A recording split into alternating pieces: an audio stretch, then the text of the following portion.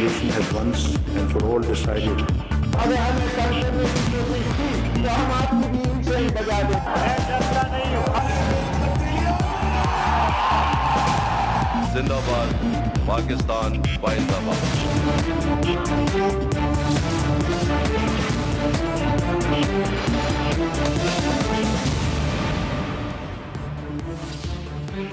जी से शुरू होता है हर सवाल और हर जरूरी सवाल के जवाब के लिए तजुर्बे, तहकीक और हकाइक पर मबनी पाकिस्तान का सबसे काबिल एतबार न्यूज प्रोग्राम जी फॉर गरीदा।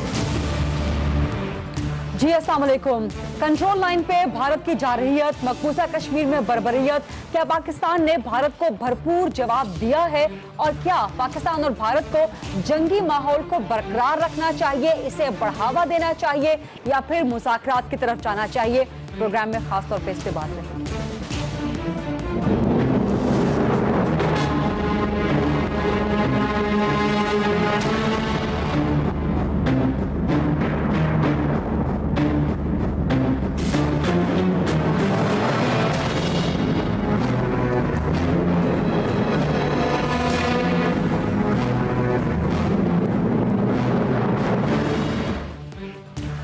जुलाई को बुरहान वानी की शहादत के बाद से मकबूजा कश्मीर में जारी हालिया कशीदगी और भारत की रियासती दहशतगर्दी को 4 महीने हो गए हैं। इन 4 महीनों में कश्मीर को लेकर मोदी सरकार भारत में सख्त दबाव का शिकार रही है और इसी दबाव से छुटकारा पाने के लिए पाकिस्तान के साथ भारत ने सरहदी झड़पें छेड़ दी।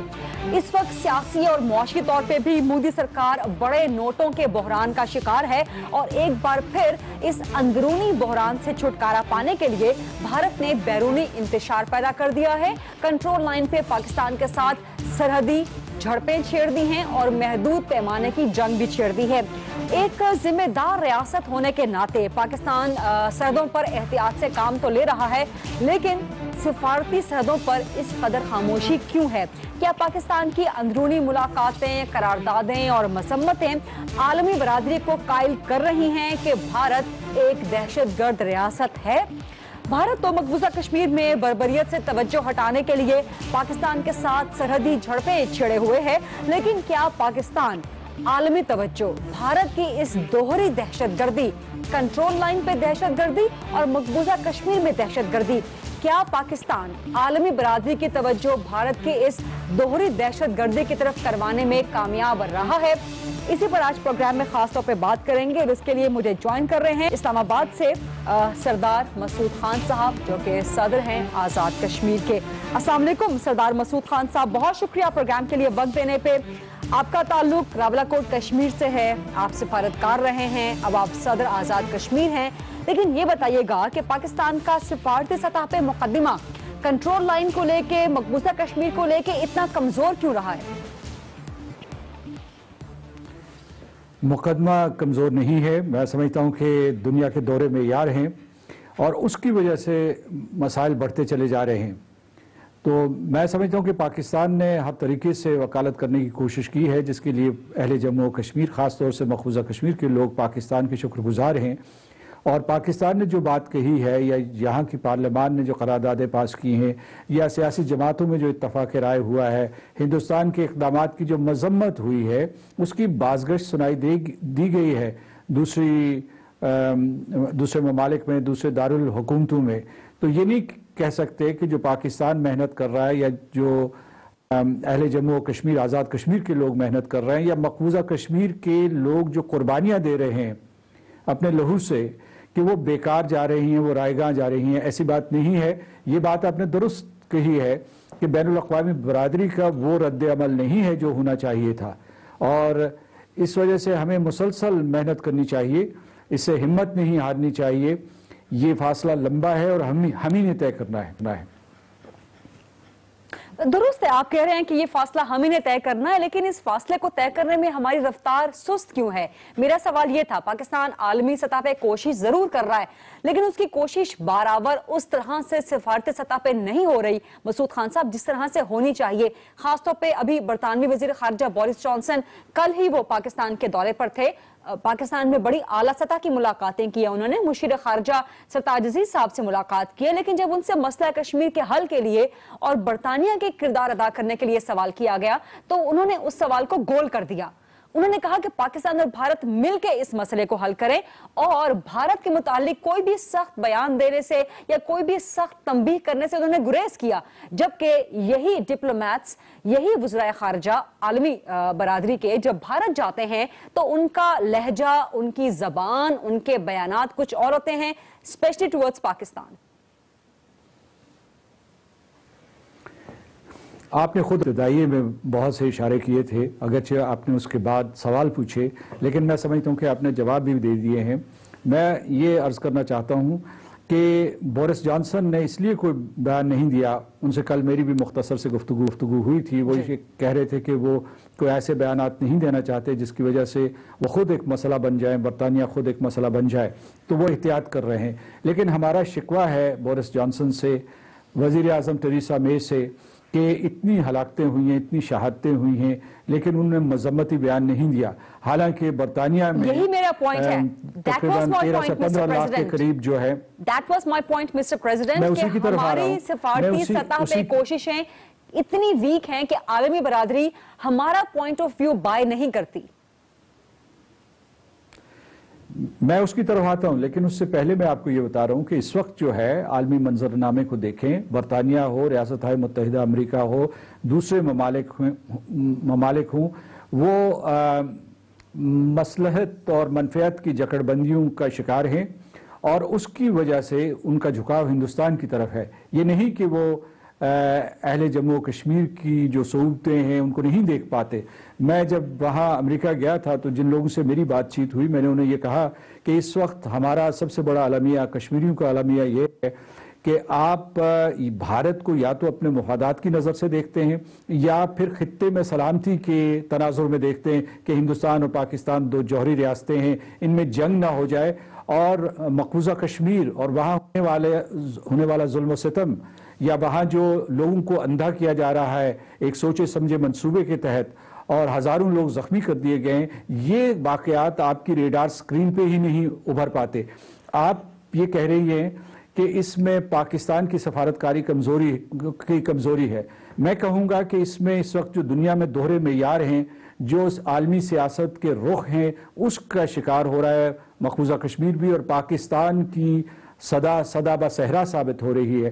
تو یہ میں آپ کو یہ بتا رہا ہوں کہ جو آپ نتائج اخذ کرنا چاہتی ہیں وہ ضرور کریں, لیکن ہمارے اوپر یہ فرض عائد ہوتا ہے, وہ آزاد کشمیر کے لوگ ہوں, مقبوضہ کشمیر کے لوگ ہوں, یا پاکستان یا تارکین وطن ہوں, کہ ہم نے یہ محنت جاری رکھنی ہے, کیونکہ یہ ہمارا عزم ہے کہ کشمیر آزاد ہوگا اور ہندوستان کے ظلم و استبداد سے آزاد ہوگا. اس میں دنیا کی کوئی طاقت ہمیں نہیں روک سکتی, اور اس وقت یہ میں سمجھتا ہوں کہ جو بھی رکاوٹیں ہیں, جو دقتیں ہیں, جو تکالیف ہیں, یہ وقتی ہیں. کہ مقبوضہ کشمیر کی جو جد و جہد آزادی ہے اس میں پاکستان اپنی جو بھی سیاسی, سفارتی, اخلاقی حمایت ہے وہ کرتا رہے گا اور اس سے پیچھے نہیں ہٹے گا. لیکن آپ کہیں بہتر جانتے ہیں کہ کشمیر کاز کو سپورٹ عالمی برادری کی جتنی فیوریبل ہو سکتی ہے وہ نہیں ہو رہی, اور اس میں پاکستان کا کردار بہت امپورٹنٹ ہے. جی میں آپ سے اتفاق کرتا ہوں, لیکن ایک چیز میں آپ کو بتاؤں کہ اسلامی تعاون تنظیم ہمیشہ سال کے سال قراردادیں پاس کرتی ہے, اور اس کے علاوہ ترکی کے صدر جب یہاں آئے تھے تو انہوں نے حمایت کی. اس سطح پہ یہ حمایت نہیں پہنچی جس پہ پہنچنی چاہیے, لیکن اس میں ہماری بھی ایک غلطی ہے, کیونکہ اگر 70 کی دہائی سے لے کے اب تک دیکھیں تو ہم نے ساری کی ساری سرمایہ کاری دو طرفہ تعلقات میں کی, دو طرفہ مذاکرات سے ہم نے بہت توقعات وابستہ کر لی, اور اس کا یہ نتیجہ ہوا کہ ہندوستان نے نہ صرف اس کا ایجنڈا کنٹرول کرنا شروع کر دیا جس میں کشمیر کو 1/8 یا 1/10 کر دیا, بلکہ ساتھ ساتھ انہوں نے اس کا ٹائم ٹیبل بھی کنٹرول کر لیا. جب جی چاہتا ہے ہاں کر دیتے ہیں, جب جی چاہتا ہے نہ کر دیتے ہیں, اور ذرا سی بات پہ وہ مذاکرات کو مسترد کر دیتے ہیں. تو میں آپ کو یہ بتاؤں کہ بین الاقوامی برادری میں جو مسلسل سال ہر سال ہر عشرے میں ہر سال ہمیں جانا چاہیے تھا, اس تندہی سے نہیں گئے. اب یہ ہوا ہے کہ جب نواز شریف صاحب وہاں جنرل اسمبلی میں انہوں نے خطاب کیا, مسئلہ کشمیر اٹھایا پورے یقین کے ساتھ, پورے اعتماد کے ساتھ, پوری تمام حقائق کے ساتھ, تو اس کی بازگشت ساری دنیا میں سنی گئی اور ہندوستان سے بہت ہی شدید رد عمل ہوا کیونکہ انہوں نے تھوڑا دباؤ محسوس کیا. تو میں یہ کہتا ہوں، اس بات پہ زور دیتا ہوں کہ ٹھیک ہے آپ اپنی اس کامیابیوں اور ناکامیوں کا تجزیہ ضرور کریں، لیکن اس سے آپ ایک قدم آگے بڑھیں اور اس کے بعد جو بین الاقوامی سطح پہ یہ آپ نے مسئلہ اٹھایا ہے اس کے اوپر محنت کرتے رہیں، لیکن ایک دم راتوں رات نتائج کی توقع بھی نہ کریں. یہ ایک مسلسل محنت شاقہ کی وجہ سے آپ کے نتائج سامنے آئیں گے. بالکل ٹھیک ہے. صدر آزاد کشمیر سردار مسعود خان سے رہے ہیں کہ اس معاملے پہ مقبوضہ کشمیر پہ سفارتی لیول پہ جو کوششیں پاکستان کو کرنی چاہیے، کنٹرول لائن پہ سفارتی سطح پہ جو پاکستان کو کوششیں کرنی چاہیے، وہ مسلسل محنت ہے اور اس سلسلے میں پاکستان کو ایک قدم آگے بڑھنا چاہیے. بریک لیں گے پروگرام میں اور بریک کے بعد جب ہم واپس آئیں گے تو سوال یہیں سے اٹھائیں گے کہ پاکستان اور بھارت کو اپنے تعلقات میں بھی ایک قدم آگے بڑھنا چاہیے، مذاکرات کی طرف بڑھنا چاہیے یا جنگ کی طرف بڑھنا چاہیے؟ سوال کریں گے بریک کے بعد.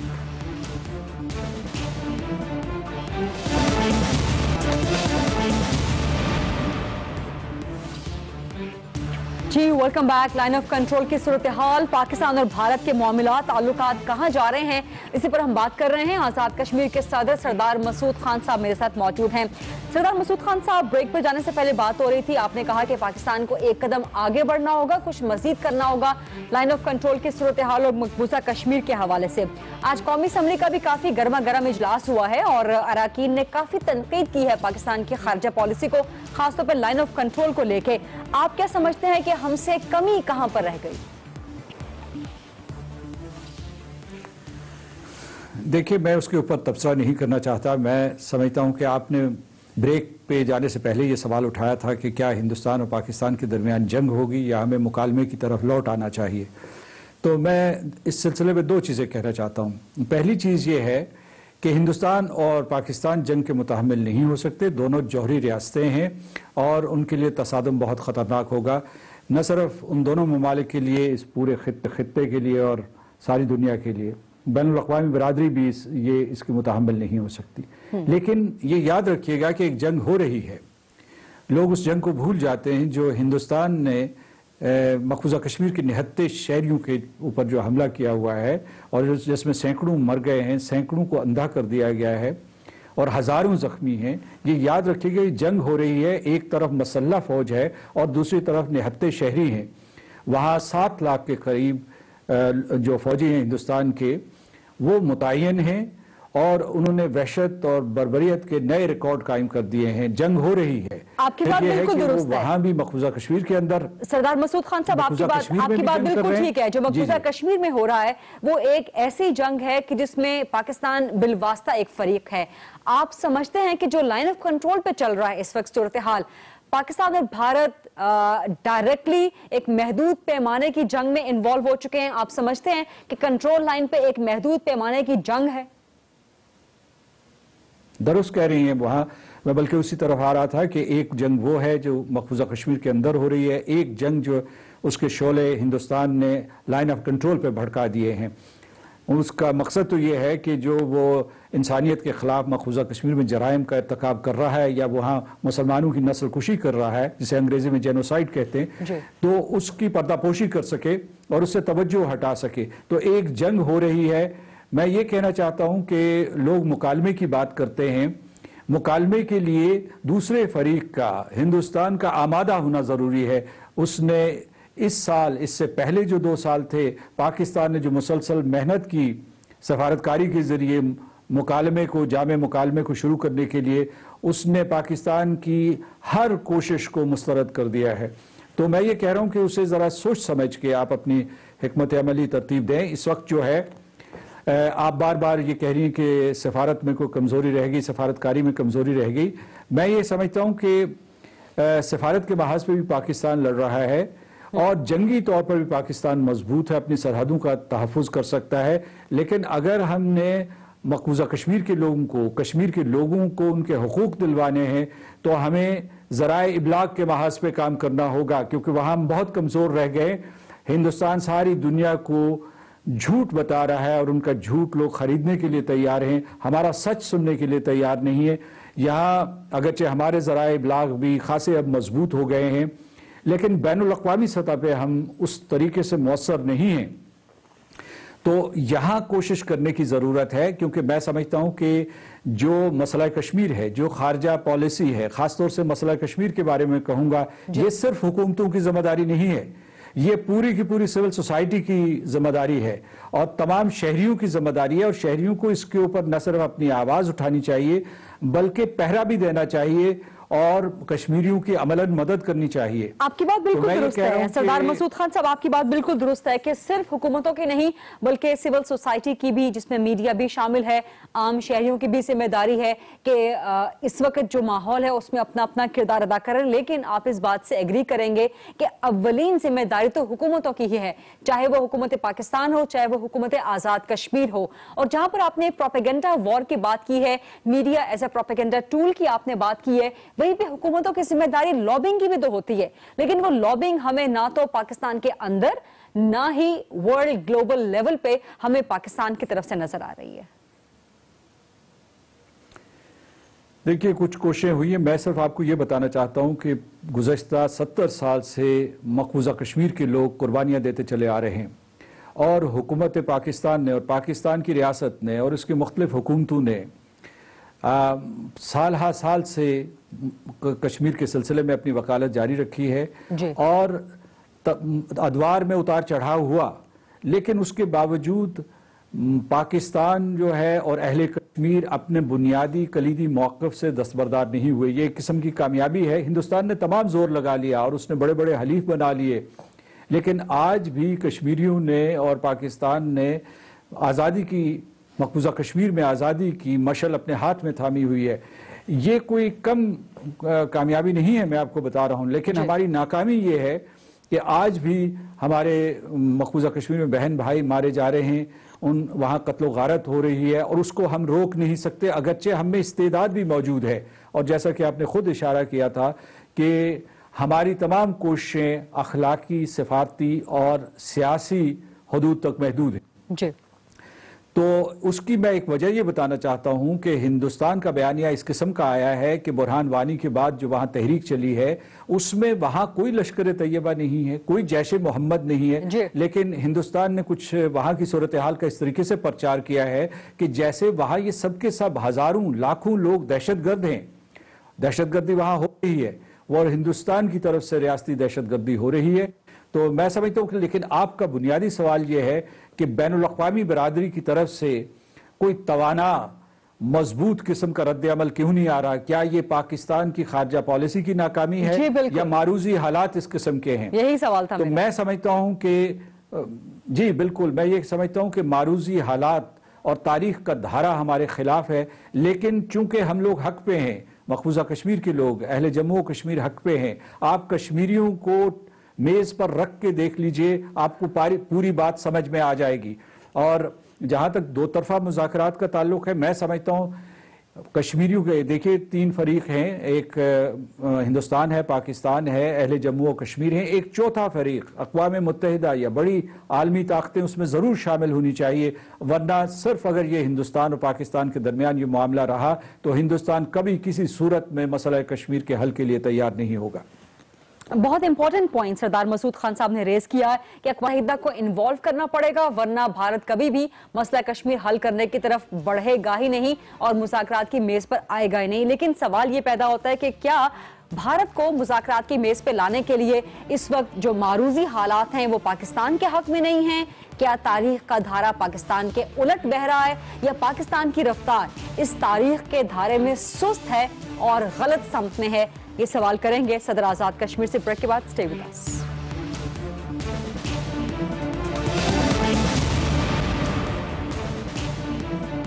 جی ویلکم بیک. پروگرام میں خاص طور پہ بات کر رہے ہیں ہم آزاد کشمیر کے صدر سردار مسعود خان سے اور بات یہ کر رہے ہیں کہ پاکستان اور بھارت کو جنگ کی طرف بڑھنا چاہیے یا مذاکرات کی طرف بڑھنا چاہیے. سردار مسعود خان صاحب، بریک پہ جانے سے پہلے آپ نے اقوام متحدہ کے کردار کی بات کی تھی.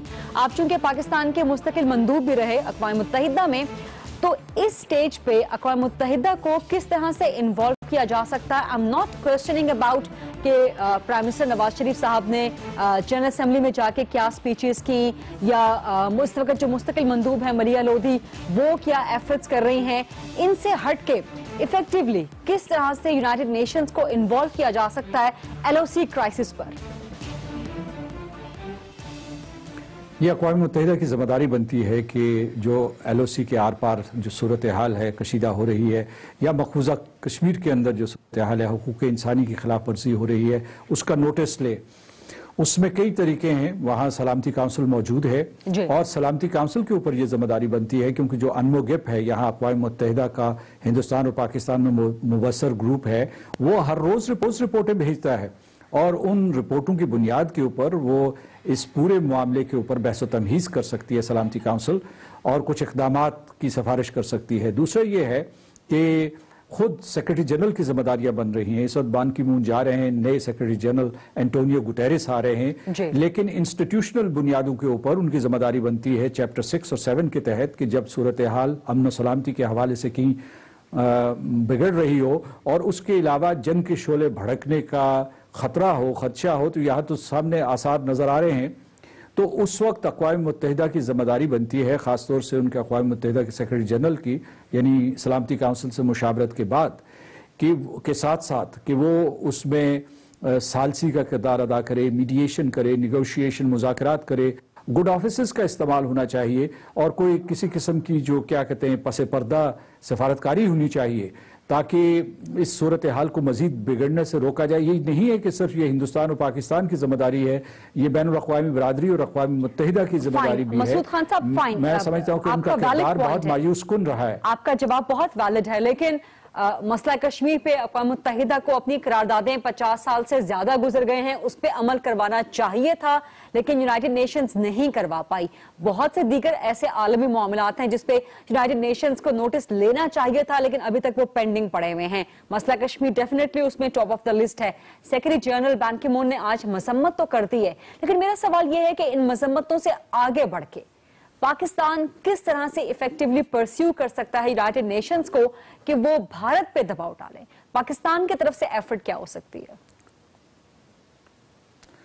پاکستان جو ہے کئی قسم کی بلکہ کوشش ہو بھی رہی ہے، میں سمجھتا ہوں کہ پہلے کے مقابلے میں اقوام متحدہ تھوڑی سی متحرک ہوئی ہے، اور وہاں جو ہماری مستقل مندوب نے وہاں ملاقاتیں کی ہیں یا جو یہاں سے پیغامات گئے ہیں ان کا کچھ نہ کچھ اثر ہوا ہے، لیکن وہاں بھی ایک ٹرانزیشن ہو رہی ہے، لہٰذا پوری توجہ نہیں ہے۔ میں سمجھتا ہوں کہ ٹرانزیشن کا بھی بہانہ اقوام متحدہ کو نہیں بنانا چاہیے، اس کا سہارا نہیں لینا چاہیے، کیونکہ جو افریقہ میں امن و سلامتی سے متعلق تنازعات ہیں ان کے سلسلے میں تو اقوام متحدہ متحرک ہے، لیکن جو بڑی طاقتیں ہیں، خاص طور سے جو امریکہ، برطانیہ اور فرانس جیسی طاقتیں ہیں جو مستقل ارکان ہیں سلامتی کونسل کے، وہ چونکہ ہندوستان کے معاملے میں بہت محتاط ہیں اور مسئلہ کشمیر کو حل نہیں کروانا چاہتے، تو وہ بلکہ میں آپ کو یہ بتاؤں گا کہ ان لوگوں نے بھی ایک سہارا لے لیا ہے۔ انہوں نے وہ کہتے ہیں کہ اور یہ دو طرفہ مذاکرات کی وجہ سے وہ اب سمجھتے ہیں کہ یہ معاملہ صرف ہندوستان پاکستان کے درمیان ہے، اور اس میں یہ کشمیریوں کا مسئلہ نہیں ہے، یا جیسے اقوام متحدہ کی قراردادوں نے جن کا آپ نے حوالہ دیا تھا، جس میں یہ کہا گیا تھا کہ کشمیریوں سے پوچھا جائے گا کہ وہ کیا چاہتے ہیں، اور یہ ایک جمہوری طریقے سے ہوگا اور اس اقوام متحدہ کی زیر نگرانی ہوگا، تو وہ جہت غائب ہو رہی ہے۔ تو اس کے لیے اقوام متحدہ کو اپنا کردار ادا کرنا چاہیے، اقوام متحدہ کو چھٹی نہیں دینی چاہیے۔ آپ ایک مرتبہ دستک دے کے مت بھولیں، بار بار جائیں، کیونکہ اقوام متحدہ کا یہی دستور ہے، جیسے کہ آپ نے فرمایا میں وہاں رہا ہوں مستقل مندوب، تو وہاں یہ ہے کہ آپ کو اپنا نقطہ نظر منوانے کے لیے، آپ کو اپنا حق لینے کے لیے جد و جہد کرنی پڑتی ہے، اور وہ جد و جہد جو میدان جنگ میں ہوتی ہے اس سے کسی طریقے سے کم چیلنجنگ نہیں ہوتی۔ تو یہ نہیں ہوتا کہ آپ جائیں گے وہاں ایک مؤثر تقریر کریں گے اور اقوام متحدہ اور اقوام عالم ایک تشتری میں رکھ کے آپ کو کشمیر کا حل پیش کر دیں گے، اس کے لیے ایک یہ جہد مسلسل ہے۔ کوائٹ ویلڈ مسعود خان صاحب، اور اس میں آزاد کشمیر حکومت کیا اپنا کردار ادا کر رہی ہے؟ آزاد کشمیر جو ہے جب سے ہم لوگوں نے حکومت سنبھالی ہے متحرک ہے، میں خود جو ہے ریاست ہائے متحدہ امریکہ میں گیا تھا، پھر میں جو برطانیہ میں گیا، ناروے میں گیا، وہاں لوگوں کے ساتھ رابطہ کیا، تارکین وطن سے کیا. لیکن جب میں صدر بنا تو اس کے بعد میں نے ایک 6 نکاتی فارمولہ دیا، جس میں سب سے پہلے میں نے یہ کہا ہے کہ پاکستانیوں اور کشمیریوں کو اپنے اوپر محنت کرنے کی ضرورت ہے تاکہ ان کی آواز میں وہ کنوکشن ہو جس کی وجہ سے وہ لوگوں کو قائل کر سکیں. دوسرے یہ میں نے کہا ہے کہ ہمیں بین الاقوامی برادری کی طرف جانا چاہیے، وہاں اپنا موقف بیان کرنا چاہیے. تیسرے میں نے یہ کہا ہے کہ جو ہمارے تارکین وطن ہیں وہ پہلے کے مقابلے میں بہت کامیاب ہو گئے ہیں، بہت امیر ہیں، تعلیم یافتہ ہیں، ان کا سیاسی اثر و رسوخ بھی ہے، ان کی مالی ساکھ بھی ہے اپنے اپنے ملکوں میں، تو وہاں ان کو ہمیں منظم طریقے سے کسی طریقے سے استعمال کرنا چاہیے. اور پھر جو ہے میں جیسا کہ میں نے پہلے عرض کیا تھا، ذرائع ابلاغ کا اسٹریٹجک استعمال کرنا چاہیے. اور جو یہ ممالک ہیں، مثال کے طور پر امریکہ جو ہے یا برطانیہ یا یورپین پارلیمنٹ ہے، ان کو بھی چھوٹ نہیں دینی چاہیے، کیونکہ یہ کہتے ہیں کہ ان کے معاشرے اقدار کی بنیاد پہ بنے ہیں اور وہ اسی وجہ سے حقوق انسانی کی بات کرتے ہیں، بین الاقوامی قانون کی بات کرتے ہیں. یہاں جو مقبوضہ کشمیر میں ہندوستان نے جنیوا کنونشنز کی دھجیاں بکھیر دیے ہیں اور انسانیت کے خلاف جرائم کا ارتکاب کر رہی ہے ود امپیونٹی. تو میں کہتا ہوں کہ اس سلسلے میں جو آپ کہہ رہی ہیں کہ ہمارا سفارت خانے کیا کر رہے ہیں یا دفتر خارجہ یا حکومت پاکستان کیا کرنی ہے، وہ اب تک جو کر رہے ہیں وہ صحیح کر رہے ہیں. ان کوششوں کو تیز تر کرنے کی ضرورت ہے. میں نے کئی سردار مسعود خان صاحب مجھے ایک چھوٹی سی بریک لیں. آپ کہہ رہے ہیں کہ دنیا بھر میں جو پاکستان کے سفارت خانے ہیں وہ لائن آف کنٹرول کی صورتحال اور مقبوضہ کشمیر جو انسانی حقوق کی خلاف ورزیاں ہیں ان کو لے کے اچھا کام کر رہے ہیں، لیکن کام مزید تیز کرنے کی ضرورت ہے. اگر دنیا بھر میں پاکستان کے سفارت خانے اچھا کام کر رہے ہیں، خاص طور پہ مقبوضہ کشمیر میں انسانی حقوق کے نیریٹو کو لے کے، تو ایسا کیوں ہے کہ دنیا بھر میں جہاں جہاں پاکستان کشمیر کی بات کرتا ہے وہاں بھارت بلوچستان کا نیریٹو لے کے آ جاتا ہے؟ کیا پاکستان کا کاؤنٹر نیریٹو کمزور ہے؟ اسے مضبوط کیسے کیا جا سکتا ہے؟ اور مسئلہ کشمیر کے حل کے لیے ایک 6 نکاتی فارمولے کی بات کر رہے ہیں صدر آزاد کشمیر. کون سے نئے نکات مسئلہ کشمیر کے حل کے لیے کارگر ثابت ہو سکتے ہیں؟ بات کریں گے بریک کے بعد.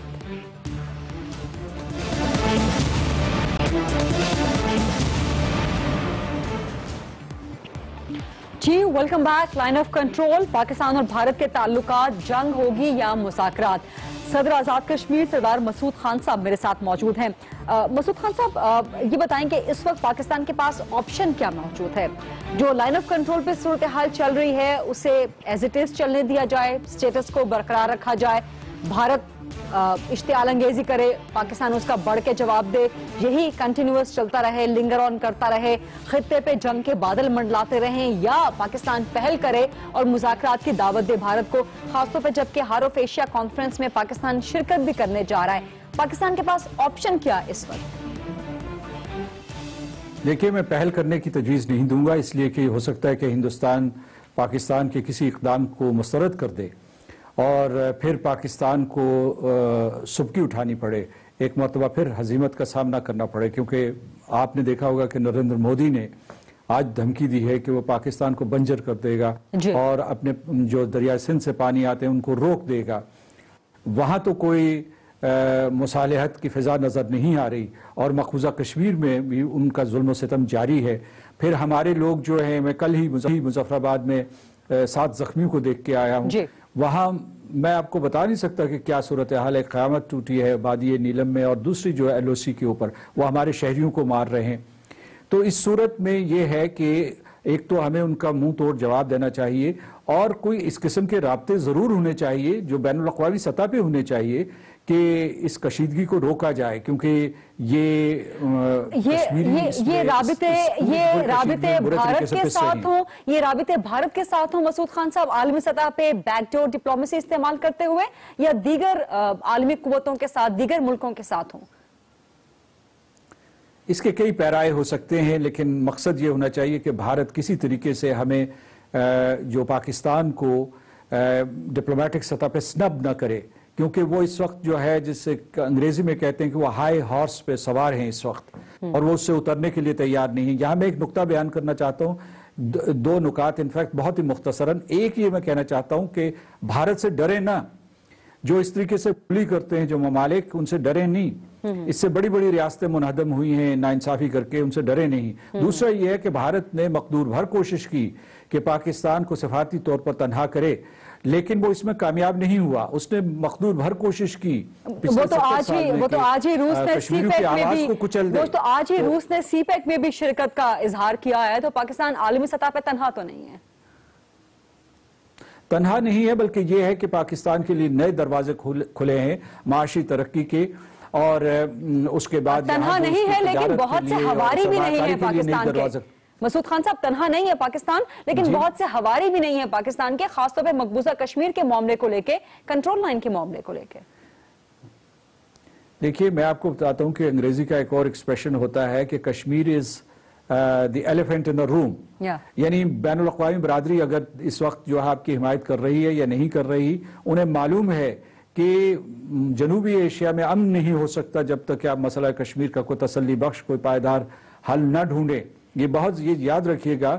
اور اس میں یہ ہے کہ پاکستان کے حلیف ہیں، لیکن اس وقت بین الاقوامی فضا ایسی نہیں ہے جس میں مسئلہ کشمیر. میں بہت خوش ہوں کہ آپ تسلسل سے یہ سوال بار بار پوچھ رہی ہیں، کیونکہ اسی قسم کے سوالات کی وجہ سے، اسی قسم کے تجسس اور جستجو کی وجہ سے اور مسلسل کوشش کی وجہ سے ہم مسئلہ کشمیر کی طرف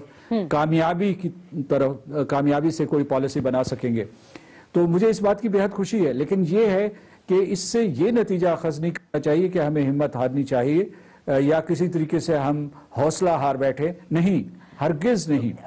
مسعود خان صاحب، میں تسلسل سے ایک ہی سوال اس لیے کر رہی ہوں کیونکہ مجھے مزید ٹھوس جواب کا آپ کی طرف سے انتظار ہے، کیونکہ آپ ایک منجھے ہوئے سفارتکار رہے ہیں، آپ یونائیٹڈ نیشنز میں پاکستان کے مندوب بھی رہے ہیں، آپ چین میں بھی رہے ہیں پاکستان کے سفیر کے طور پہ. اب آپ کا تعلق آزاد کشمیر سے، آپ صدر آزاد کشمیر بھی ہیں، تو ایک بہت ہیوی بیک گراؤنڈ ہے آپ کا مسئلہ کشمیر کی سمجھ بوجھ کے لیے. تو میں اس لیے آپ سے ایک ٹھوس جواب کی توقع کر رہی ہوں. اور آپ کہہ رہے ہیں کہ پاکستان کو ڈپلومیٹک لیول پر بھارت کے ساتھ مذاکرات میں پہل نہیں کرنی چاہیے کیونکہ اس میں سبکی ہونے کا امکان ہے، اور کنٹرول لائن پہ بھرپور جواب دینا چاہیے، جو کہ اس وقت صورتحال چل رہی ہے.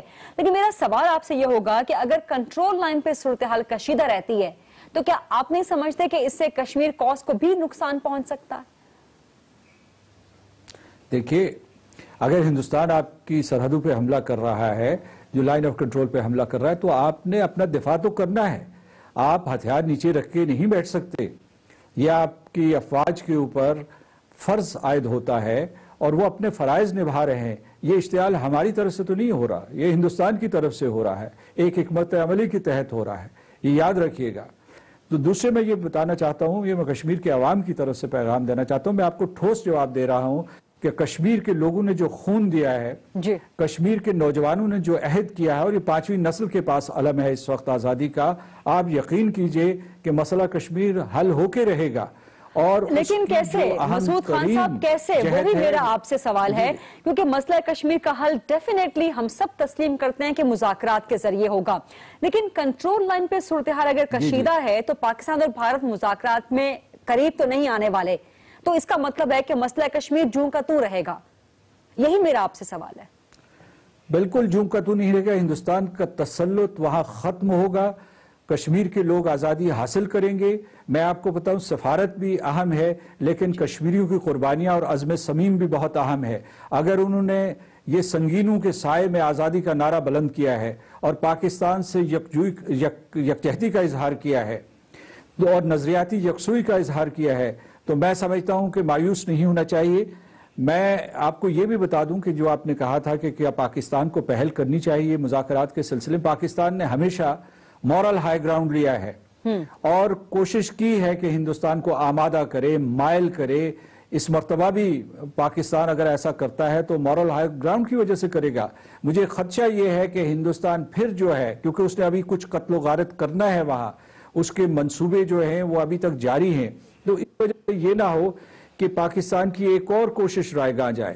تو اس لیے میں یہ کہہ رہا تھا کہ کچھ ایسے ذریعے استعمال کرنے چاہیے، وہ میڈیمز اس قسم کے استعمال کرنے چاہیے کہ اگر واقعی ہندوستان اس کے لیے آمادہ ہو رہا ہے اور اس مرتبہ بلکہ پاکستان کو ایک شرط بھی عائد کرنی چاہیے کہ اگر آپ نے مذاکرات کرنے ہیں تو مسئلہ کشمیر کے اوپر مذاکرات کریں، جو کلیدی مسئلہ ہے، اس مسئلے کو ایک بہت ایجنڈا آئٹمز کے ڈھیر میں دبا کے بے معنی نہ کر دیں، کیونکہ جو چیز جو ہمیں اس وقت جو ہے گاہے بگاہے جو چیز سامنے آتی ہے وہ یہ کہ مسئلہ کشمیر حل کیے بغیر، جیسا کہ میں نے پہلے کہا تھا، یہاں اس خطے میں امن اور سلامتی نہیں ہو سکتی۔ کور ایشو پہ پہلے بات ہونی چاہیے۔ اگر پاکستان اور بھارت مذاکرات کی طرف آتے بھی ہیں اور اس میں پاکستان کا کیا کردار ہو سکتا ہے، صدر آزاد کشمیر سردار مسعود خان صاحب بات کر رہے تھے۔ بہت شکریہ آرام کے لیے وقت دینے پہ۔ یہ تھا آج کا پروگرام، دیکھنے کا بہت شکریہ۔ I'll see you tomorrow۔